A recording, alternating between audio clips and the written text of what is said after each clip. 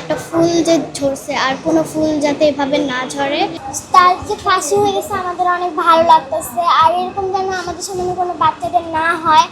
আর সরকারকে আমাদেরকে ধন্যবাদ জানাই। ভালো মেয়ে, যখন আমরা শুনছি যে ওর ফাঁসির রায় দেওয়া হবে তখন আমাদের অনেক খুশি, মানে খুশি হয়েছে। আমার আম্মু অনেক খুশি হয়েছে।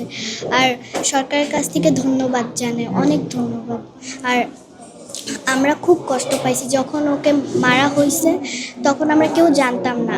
আমি আর আমার একটা ফ্রেন্ড বসেছিলাম, এখন আমরা কেউ জানতাম না যে ও এভাবে হয়েছে। আমাদের একটা মিস এসে বলে, তারপর আমাদের পুরো একটা ক্লাসই হচ্ছে কেমন একটা হয়ে গেছিলো, যেই ক্লাসটায় হচ্ছে একটা ফুলের ছিল, সেই ফুলটাই আজকে নষ্ট হয়ে গেছে এরকম।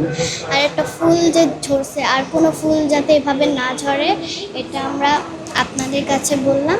আর সরকারের কাছে অনেক ধন্যবাদ জানাই। এই বিচারটা হয়েছে, আমার খুব ভালো লাগছে।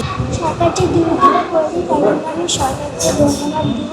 আর এরকম যেন আর কোনো ছোটো বাচ্চাদের না হয়। রামসার হত্যার মামলায় আমরা অনেক খুশি হচ্ছি আর অনেক খুবই ভালো লাগছে। রামসা খুব বেশি মিস করা হয়। যেদিন রামসা খুন হয়েছে সেদিন আমি আমার ঘুমাতে পারিনি।